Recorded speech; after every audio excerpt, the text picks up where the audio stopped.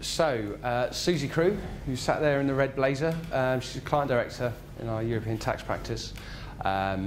She was meant to give me a hand with this, but she's a country specialist for Italy, Slovenia, Finland and San Marino. The reason she was giving me a hand is because Italy and Slovenia and Finland all have some kind of online filing or registration or some kind, so she's involved in that. Now, I'm Felix Welch. I'm the IT project manager at FiscalReps. I used to be a client manager in the European tax practice. I'm the product owner for TaxBox and TaxBox, TaxDNA and My FiscalReps, which are technology solutions that we offer to clients. And I manage all of the IT within FiscalReps as well, so with our IT support and developers as well. So what are we actually going to look at? Well, we're going to kind of consider some of the problems and what solutions may exist with software to create tax returns or online submissions. So, and we're specifically going to have a look at challenges for compliance and if there are any solutions for that as well. Just to give you an idea of some numbers, we submit 80 tax returns roughly each month in Italy.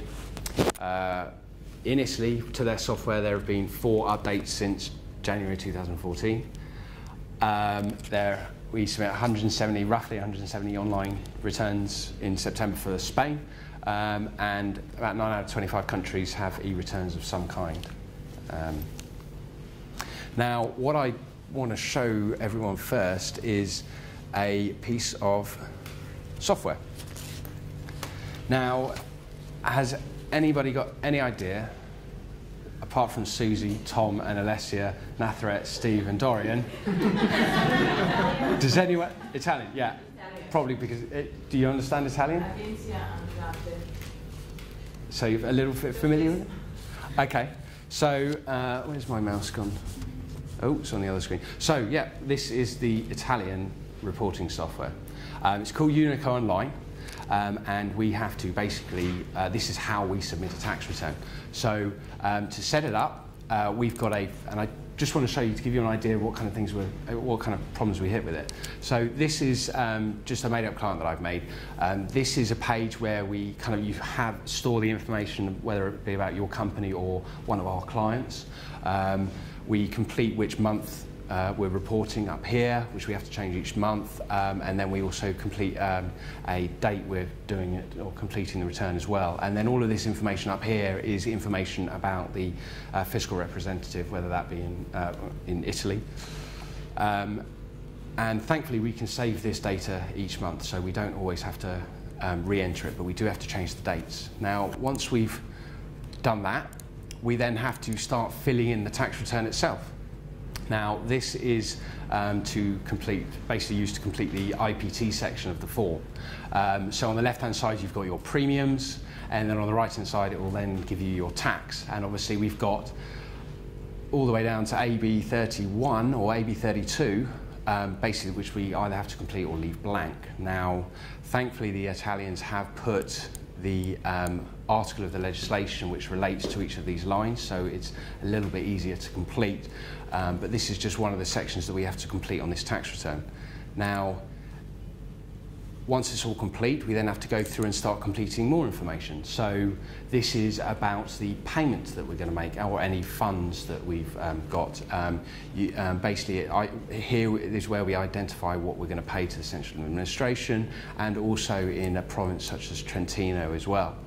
And it also holds information for maybe any credits that we might have on account that may have built up from last month, where we may have made an over-declaration. So this is another page that we have to fill out as well.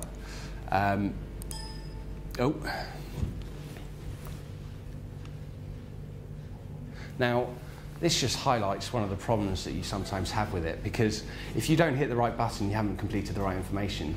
And if you don't speak Italian, you get a warning message which comes up, which you have no idea what it means. Thankfully, I do know what it means. Basically, all I didn't hit Chudi instead of Anula. There we go. So there's other information in here as well. This is the provincial motor. So if you write any motor insurance, then this is where you also have to do the provincial information. And then there's a couple of other forms as well. Just keeps adding. And then when we've completed that return, and this is where it gets interesting. Once we've completed all that information, we basically double-click this button. Now, what it does is it creates a file, which is basically we call it an NDA file because that's the extension it has on the end. It allows us to kind of name what it is. Once we've got that, in order to submit that, we have to open up another application. Within that application, we have to install or have already installed another application, which allows us to put through the file that we got from here to check it to make sure it's complete, and then we have to put it through this software again so that it basically almost checks the authenticity of it with the keys and passwords that we've been assigned from the Italians. And then we have to go onto the Italian website and we have to upload the return I submitted. After about 2 hours, 2-3 hours, sometimes varies, we will then get a receipt of that tax return.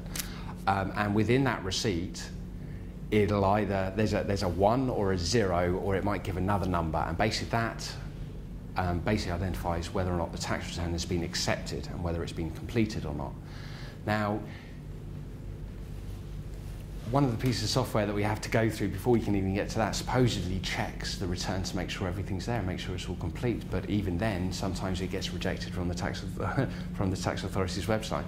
And one of the reasons for that is because of the updates that happen to the software, which I will come back to in a minute. But I just wanted to give you an idea and a flavour of one of the softwares that we have to deal with. And this is one of 2, and one of actually 3 applications that we have to use. Now, just whiz back to that.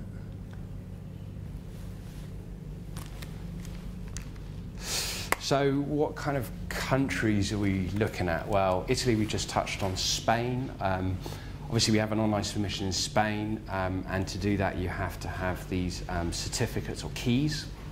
Looking at Finland as well with their CATSO online filings. Slovenia, which is a bit of a grey area at the moment because I don't think the Slovenian tax authorities really know how they want to accept tax returns. France with the terrorism and the contractual risks.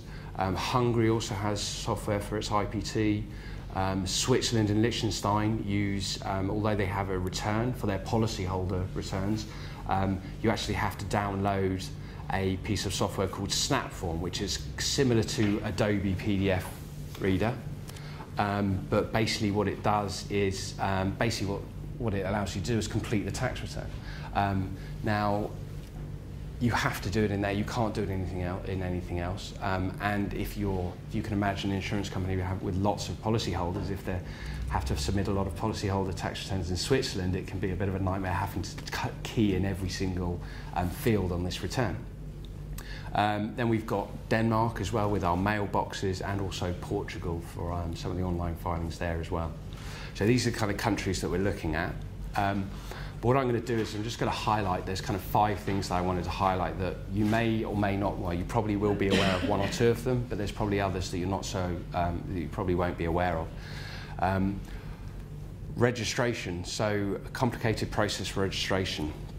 Now, the Slovenian registering for Slovenian online filing is quite difficult. The Slovenian tax authorities don't really know how to do it themselves, and we've been having conflicting advice here and there from that as well.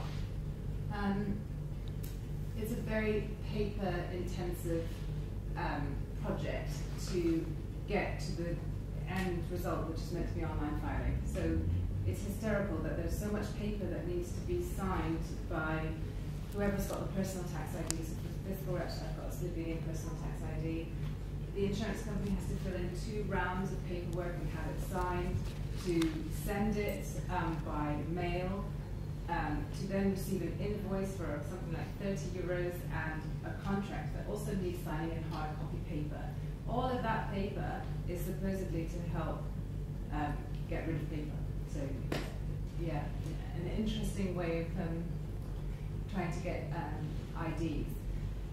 The difficulty that I've experienced is the insurance companies have given me authorization to file their returns for them. Brilliant.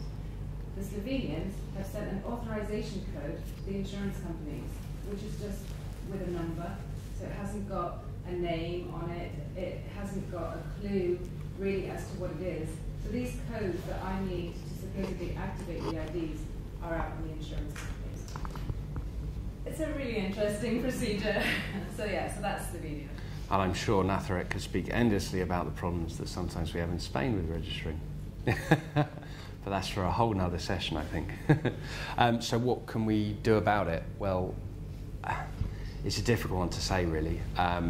You know, one of the first things, obviously, is to try and have an open dialogue with whichever tax authority you're trying to register with, or go and get some help from a local, you know, maybe a local associate that might be around, or us if we know what we're doing and it's a country that we've been working with for a while.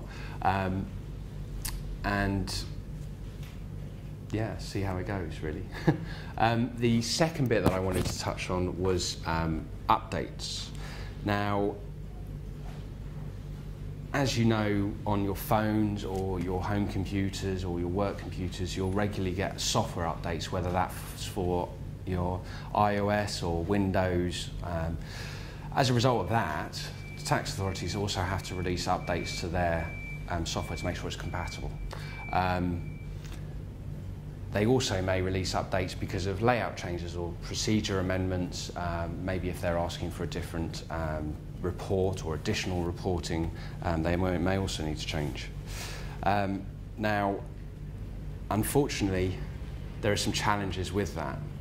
Now, the piece of software that I showed you before for Italy, that's one of essentially 3 softwares. Now, pieces of software. Now, they independently update. One updates mostly automatically, however, sometimes you have to manually do it. The other 2, you have to manually check and manually update yourself as well.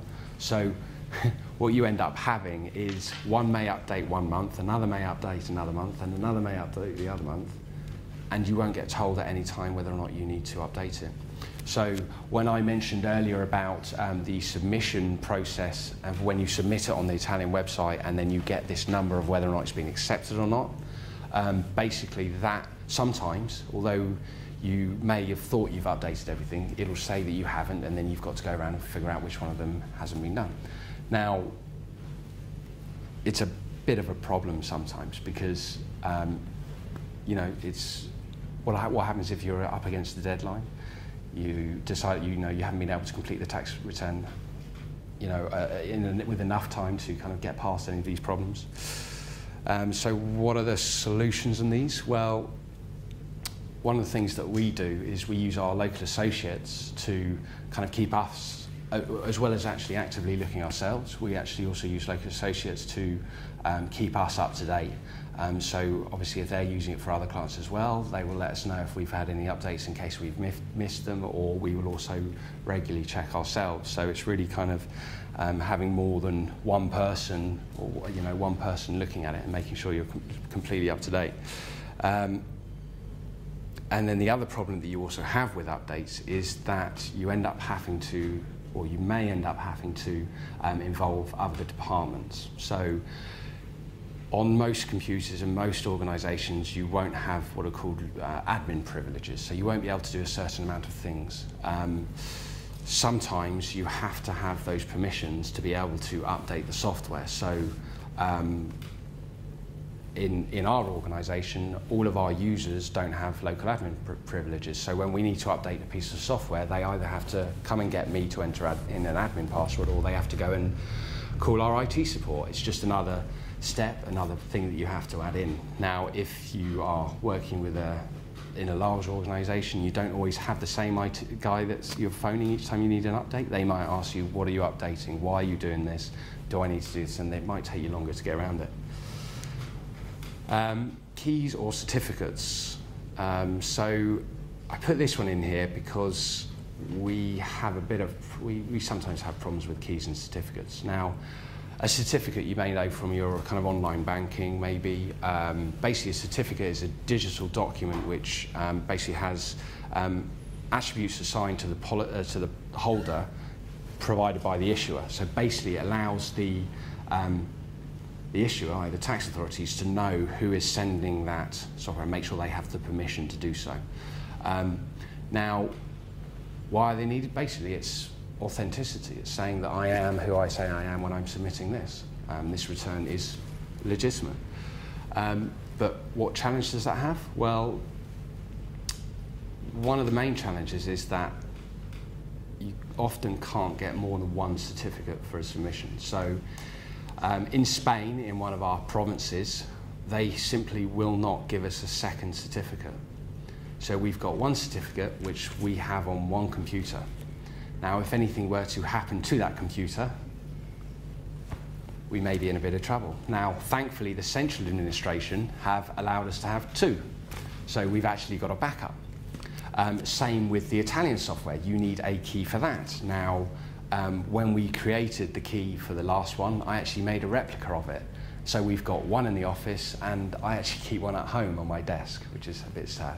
But it just means if we weren't able to get into the office for whatever reason and we needed to submit tax returns, we'd have a key elsewhere.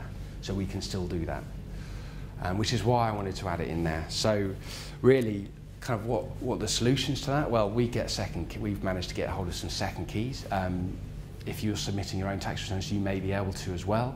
If you can, then you need to think about where else you're storing them, who else has access to them. But then obviously we get into that, ensuring the other departments are involved, making sure your IT support guys know and understand what you're trying to achieve. And if there are problems arise, they understand what might be the cause of it. And then obviously I put language up there as well. I think everyone knows the kind of problems with that. But you know, sometimes it's a small part of the website to find. It's not really a big tax, IPT and paraprofits, they're not really big taxes, so often they're in the dark ends of a website. And if, like me, you don't speak any other languages, it makes it a little bit difficult to find.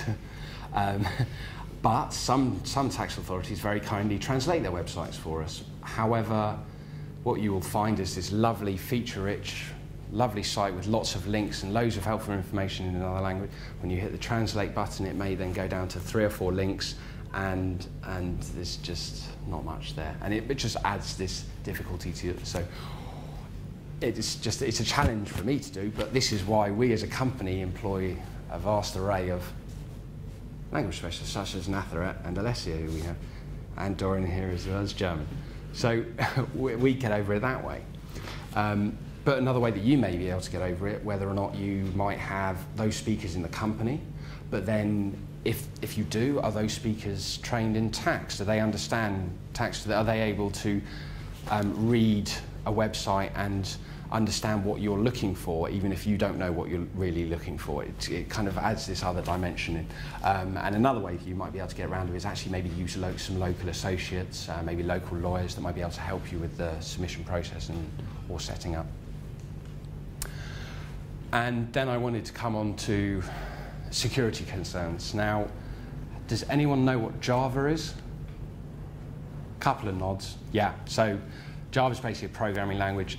It's used to build web applications. You have this environment or computer, and the website can basically do, you know, kind of make websites feature-rich, a bit of interactive. It's quite important. Now, at the beginning of the year, IBM released this X-Force Threat Intelligence Quarterly, and obviously it has these two number of vulnerabilities. So a vulnerability is something that may, basically some kind of application could be run with malicious code, which can then alter the way that your computer runs, or it can get taken over, or it can take information. It's not a good thing, because often you won't know it's happening either. And the reason I bring this up is because, I say surprisingly, but a lot of tax authorities don't keep their software up to date, which means with the latest Java. So as your IT department might be wanting to push out these Java updates and make sure everyone's up to date and secure, so you don't have these vulnerabilities aren't open, the software that might be used to make tax submission each month might need an outdated version. So what are you going to do in that situation, you know? And this again is where you really need to involve your IT department to make sure that they understand maybe where there are one or two computers, one or two machines or people that maybe need lower privileges or lower versions of Java, that they stay low and they don't get auto-updated. So it's just another thing that you have to look at.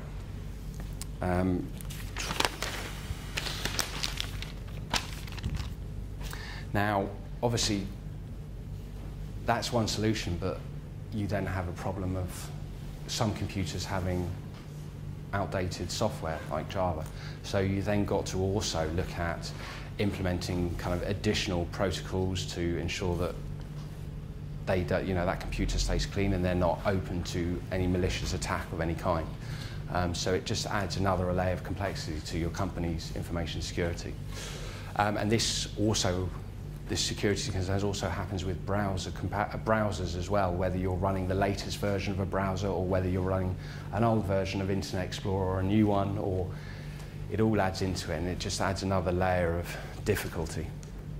So what are we looking at doing? Well, increased security protocols and vulnerable machines. I mean, that goes without saying. It's something that we always do. We're always looking to update where we can. If we can't, we roll back on that machine and we hopefully wait and see when there's a new update. If there is, then we try and update again and see where they've got to, whether they've caught up with everything else. We use corporate version of browsers, so you can actually get things like Firefox. You can get quite a kind of a 6-month, 9-month-old version of Firefox, which has all of the security updates right until now. So applications that were okay 9 months ago but may not be on their latest version can still run securely and safely without having to worry. We've also looked at automation where possible through our software in TaxBox and TaxDNA. So we've actually just implemented something on TaxBox which has meant that we can submit Swiss policyholder returns much more efficiently. Where we used to have to individually type every single tax return, we can now basically get an output which then allows us to quickly input it into the software and can generate a return without anyone having to type anything in. Obviously drastically reducing any transposition errors and also the time that it takes to do it. We estimated that it was about 75 to 80% time saving that we made from being able to do that. Now if you're filing 800 tax returns, it's quite a lot. And then one of the other things we're looking at doing is kind of providing a service to allow the clients to prepare their own tax returns and where possible create mapping sheets. So for example, we're having a look at how we can build a kind of an online page where you get asked what, you know, premium information, premium information, and that actually then completes the tax return for you, whether it's the Swiss policyholder one or whether it's a German or Austrian tax return. So that's something else that we're looking at whether we can do. And also mapping sheets. So we looked at the Italian reporting software, but I think Alessia is the only person in here that might know what it all means. When that's maybe getting approved by, getting approved for submission by someone, you might need a language expert. But what we've started to do is create these mapping sheets which identify all the elements on the tax return, so that someone who only speaks English can understand what is being put on there, can see that everything's being completed correctly, and then can approve that to go. So kind of bringing together some conclusions. Tax authorities can change the process whenever they like. So they can update, they may introduce reports that might also require updates to software. It just adds a bit of complexity here. You may have a reliance on a small number of staff to basically understand the tax return submission process. We had the lady in our other room. She was the only person in her company, the lady who was in there earlier, she was the only person in her company who knew how to submit the Italian tax return, which is interesting because I think I've only ever met one other person that can do it outside of FiscalReps. But she immediately said one of the things that she is on the top of her list is to train someone else, whether that be physically showing someone and writing procedure manuals on how to do it. But then obviously you get into other problems of what happens if it updates, what happens if it changes format, what happens if the layout changes. It's just a bit of a can be difficult. And obviously multiple departments become involved. You need to make sure your IT guys understand what you're trying to do, what you need to do, so that they don't inadvertently push out an update which then breaks or means you can't submit a tax return. If you're leaving it a couple of days before the submission and they push out an update, it may take them a couple of days before they realise what it was that caused you not be able to do it. So keeping them up to date with what's happening is probably a good idea as well, and that's the reason I get involved with it. And kind of poignantly, tax authorities sometimes just don't recognise organisations' risk management. Case in point, the Spanish province that we're only allowed one key for. They just don't appreciate, sorry Natharet, they just don't appreciate that the only reason we're asking for a second key is that if something was to happen to our other one, you know, we'd have trouble submitting our tax, well, we wouldn't be able to submit our tax returns with them. So it's not only in our interest to get a second, it's theirs as well, because we're trying to reduce any risk that may be there. And also the Java updates, you know, that's quite a big security concern. If you talk to any of your IT guys, they will flag that as a, you know, it's an issue. So why they're not keeping it up to date as well, not sure. Maybe it's just a financial thing. Who knows? Anyway. Thank you for listening. Has anyone got any questions or like to pick my brain a bit more on anything?